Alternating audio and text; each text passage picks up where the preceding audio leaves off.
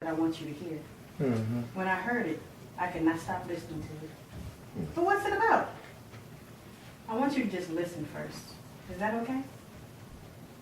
I smiled at the excited anticipation on his face. He is such a beautiful man. It really doesn't matter what the song is about. I just love sharing these moments with him. With my red cotton cloth wrapped around my bust twice and tied on the left side, I tucked it under so that it fell right above my knees, and I sat down in my favorite chair. I propped my legs on his as he scanned through the list of songs. He jokingly blocked my view as I peered over his shoulders, trying to see the artist and the title. I was sure I had probably heard the song before anyway. As he pressed play, I hopped up and walked into the kitchen to get a cup of water. So he paused the song. I can hear it from in here. Just go ahead and play it. Nope. I want your full attention. I can wait.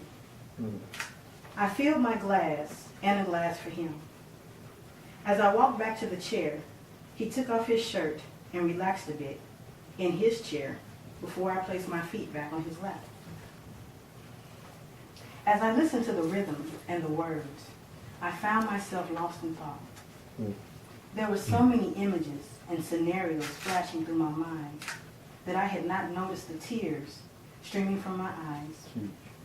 Not until his hand wiped them away. He gestured as if he was going to turn it off. So I touched him, and I shook my head Hapana, no, and I motioned for him to play it again.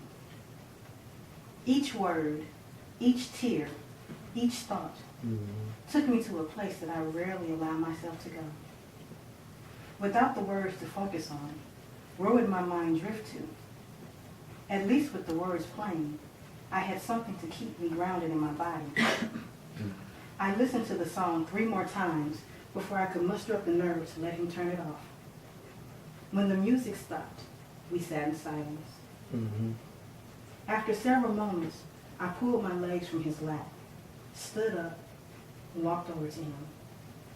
I kissed him on the cheek, and then I went outside to listen to the sounds of the summer. The wishing in my ear drowned out the sorrow that had welled up in my spirit enough for me to reflect. His hand on my shoulder caused the tears to flow again. So, I take it you like the song, huh? I busted out into laughter and held him closely.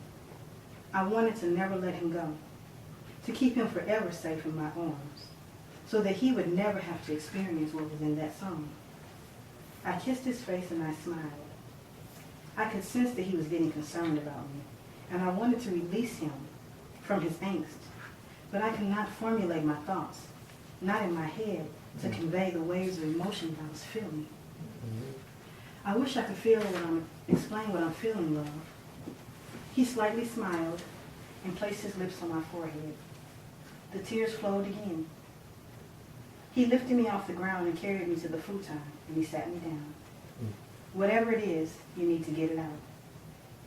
I held onto his hand for a moment longer, then I released him.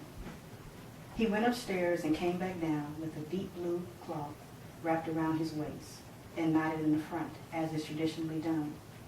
He had with him a box of tissue, some drawing paper, my watercolor pencils, a bottle of relaxed essential oil, an oil burner, and matches. He placed the box of tissue on the table next to the futon. He poured a little bit of oil in the burner and lit the candle.